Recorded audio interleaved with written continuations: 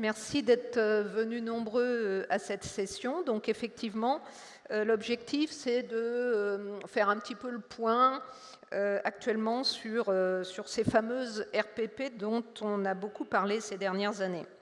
Donc, juste une diapositive, mais on ne va pas du tout la détailler. Ce n'est pas l'objectif de rappeler les recommandations. Il y avait les points principaux sur cette diapositive. Donc, si éventuellement vous avez des questions, vous pourrez les poser à la fin de l'intervention.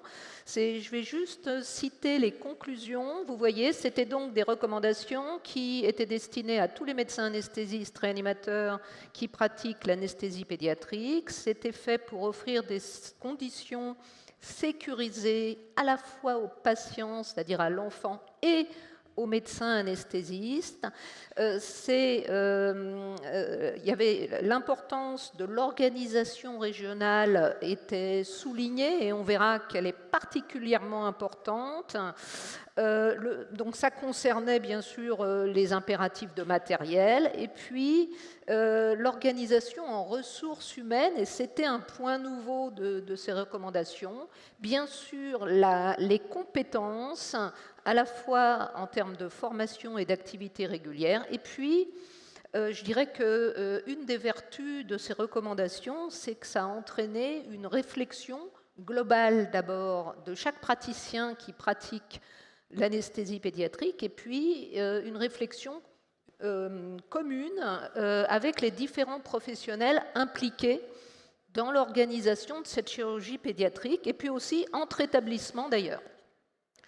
Alors vous voyez ce qui est écrit en rouge. Effectivement, il y a eu une interaction de ces recommandations dans leur parution avec les décrets de chirurgie. On va y revenir. Voilà. Alors, très brièvement, l'histoire de ces RPP, parce qu'elles ont une histoire. Donc, la première version de ce texte, c'était en avril 2022. Vous voyez, ça date quand même un peu. Bon, il y a eu quelques allers-retours avec le CA de l'ASFAR, et puis vous voyez que ces recommandations ont été validées à l'unanimité au CA de l'ASFAR fin janvier 2023, ce qui fait plus de 2 ans. Ensuite, ces recommandations ont été mises en ligne à partir de la ISFAR d'avril 2023 et évidemment, elles ont suscité un certain nombre de questions, notamment sur les modifications organisationnelles qu'elles allaient entraîner. Et donc, nous avons mis en place sur une plateforme sur le site de l'ASFAR qui s'appelait Avipédia, qui permettait aux praticiens de poser leurs questions et d'avoir des avis en termes, la plupart du temps, organisationnels. Bon, donc, qu'est-ce qu'on peut dire d'Avipédia? Il y a eu pas mal de questions, mais pendant les 3 premiers mois. Après, finalement, plus rien. Bon, c'est vrai que c'était l'été, mais on a été un peu surpris, finalement, que ces questions diminuent de façon très franche.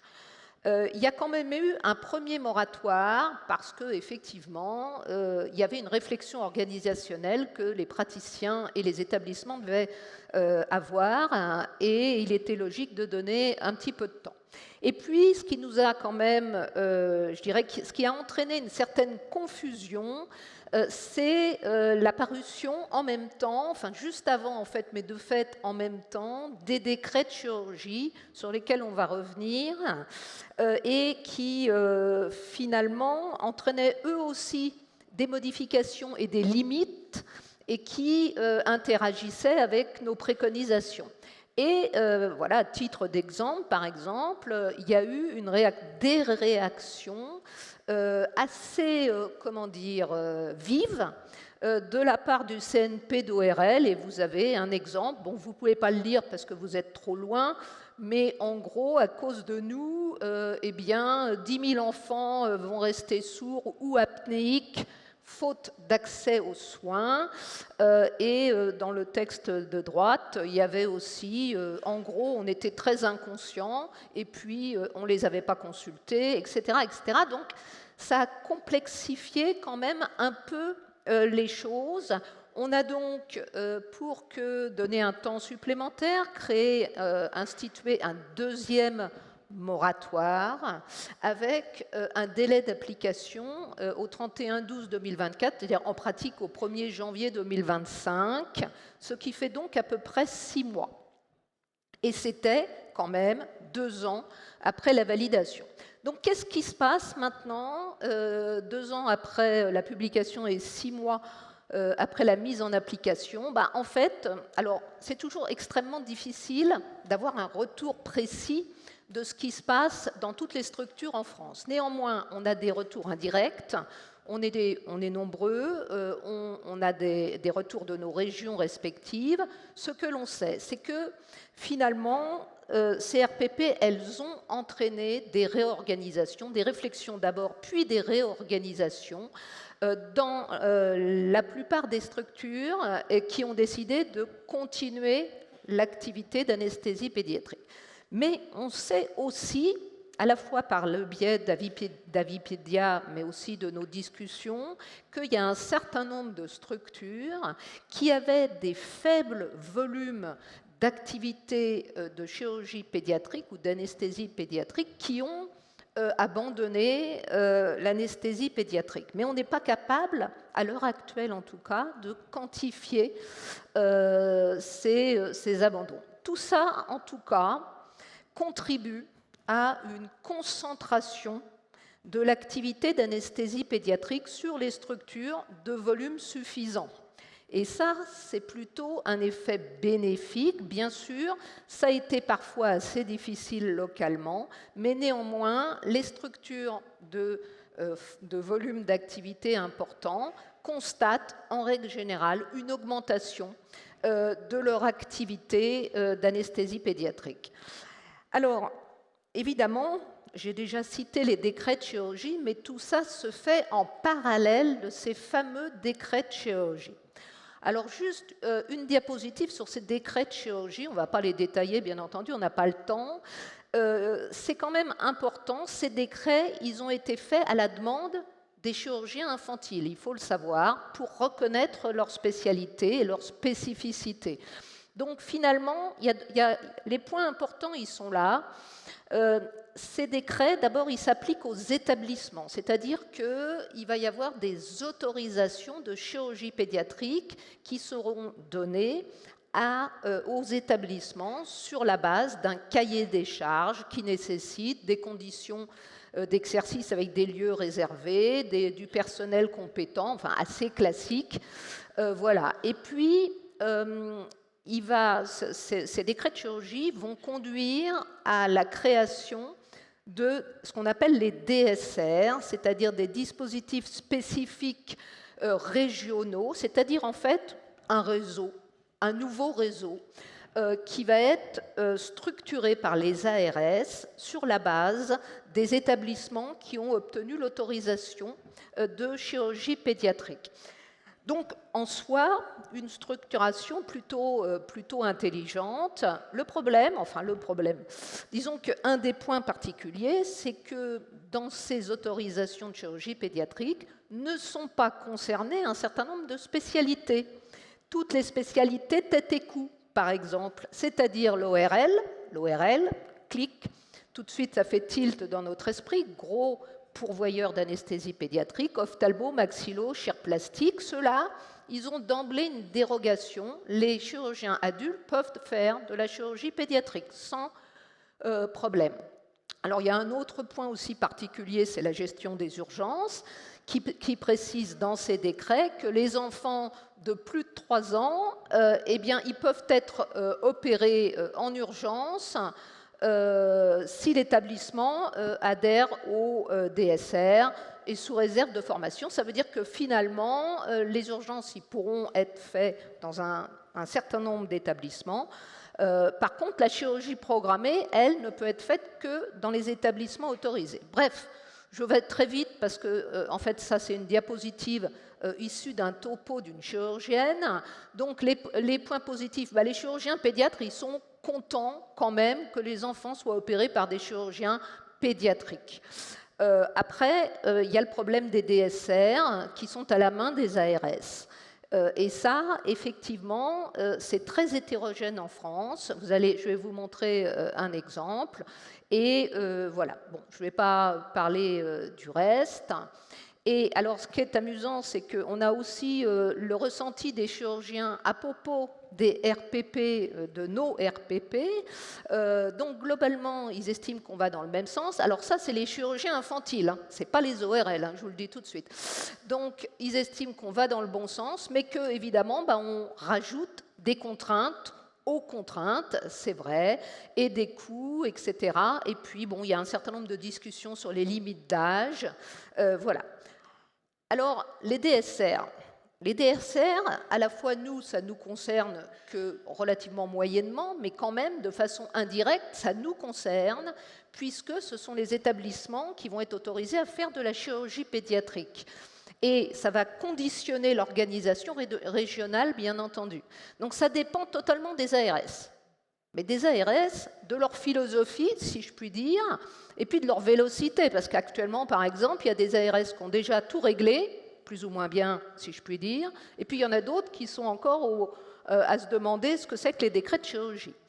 Donc, je vous propose deux exemples qui sont relativement opposés, Île-de-France et Occitanie. Alors déjà, cette diapositive que j'ai empruntée à Nadia Smail, qui montre finalement le pourcentage de centres qui réalisent moins de 150 actes d'anesthésie pédiatrique par an.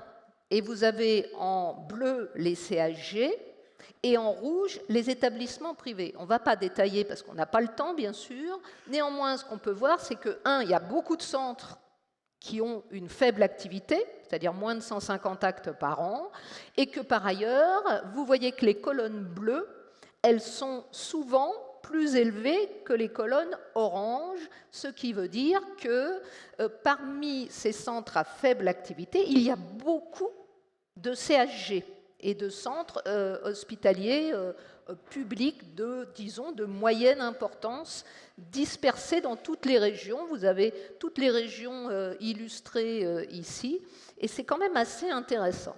Et ça explique aussi probablement pourquoi les ARS ont des difficultés et pourquoi elles ont des attitudes différentes en fonction des régions. Donc, vous voyez, alors vous n'allez pas pouvoir voir le détail, ça n'a aucune importance.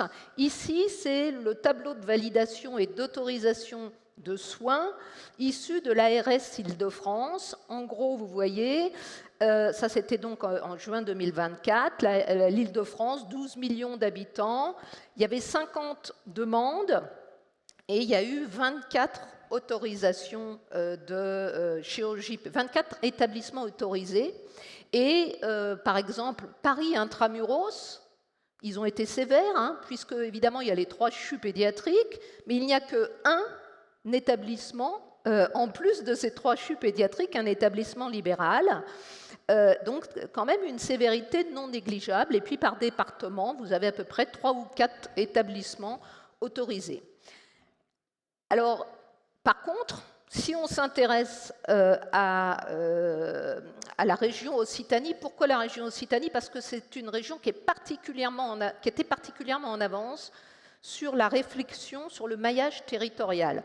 Donc l'Occitanie, par contre, il y a donc moitié moins d'habitants, 6 millions d'habitants, et puis, je ne sais pas si j'ai une flèche, vous avez en fait la liste des établissements qui ont été autorisés, les centres de proximité et les centres de spécialité. Mais ce qui est intéressant, alors il y en a beaucoup, hein, il y en a, j'avais calculé, il y en a à peu près autant qu'en Île-de-France, même s'il y a 2 fois moins d'habitants. Et par ailleurs, vous avez les activités, alors vous ne voyez pas les détails, mais ce n'est pas grave, vous avez les activités d'enfants de moins de 10 ans de ces différents centres autorisés. Et par exemple, si on prend le premier, le CH du Val d'Ariège, vous voyez que par an, ils endorment 14 enfants. Ça n'empêche qu'ils ont eu une autorisation de chirurgie pédiatrique. L'argument majeur étant ici un argument géographique, spatial, si je puis dire, puisqu'il n'y a rien autour. Il n'y a rien autour, mais enfin, c'est à 1 heure de Toulouse, c'est à 1 heure des cliniques du sud de Toulouse, par exemple. Et de toute façon, par exemple, vous voyez la situation en Ariège. L'Ariège, c'est critique en termes d'établissements de soins, et il y avait 2 établissements qui étaient ciblés. Il y en a un qui a carrément arrêté l'activité d'anesthésie pédiatrique, et celui qui, vous ne voyez pas les détails, mais ce n'est pas grave, celui qui est autorisé, il a une activité qui baisse de façon considérable et qui va probablement s'arrêter, sauf qu'il y en a qui font d'autres choix, il y en a qui décident d'augmenter leur activité, et il y a un autre établissement, pas en Ariège, mais dans le coin, si je puis dire, qui a décidé, par contre, à l'inverse, d'embaucher des ORL, d'embaucher des anesthésistes pédiatriques formés. Donc c'est une démarche aussi qui est tout à fait cohérente.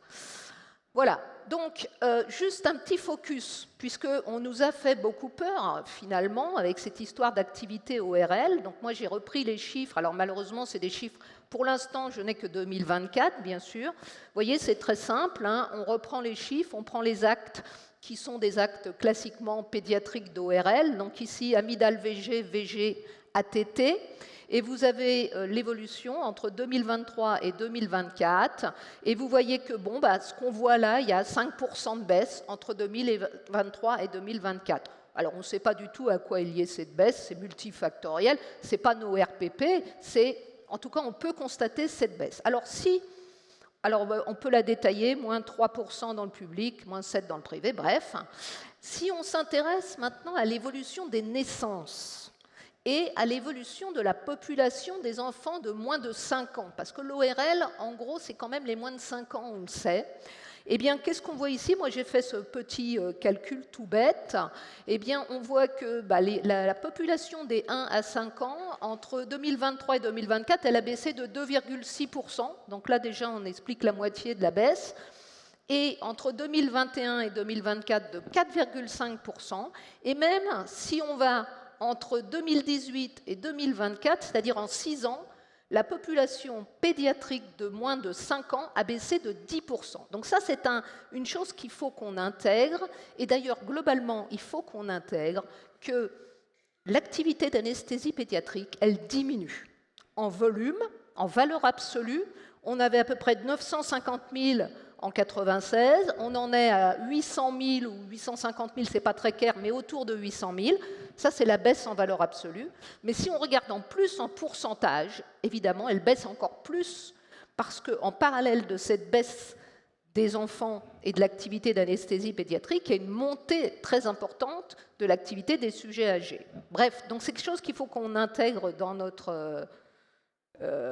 voilà. Ah, j'avais même calculé, vous voyez, bon, c'est passé trop vite, mais en 10 ans, ça avait baissé de 20% la population pédiatrique. Bref, pour conclure, globalement, les structures de faible activité de chirurgie pédiatrique, soit elles ont décidé d'avoir beaucoup d'activités, elles se sont restructurées dans ce sens, sinon elles ont arrêté leur activité d'anesthésie pédiatrique. Par contre, à l'inverse, les autres, ils ont renforcé leur activité et ils l'ont structurée, parce que la plupart des structures se sont adaptées.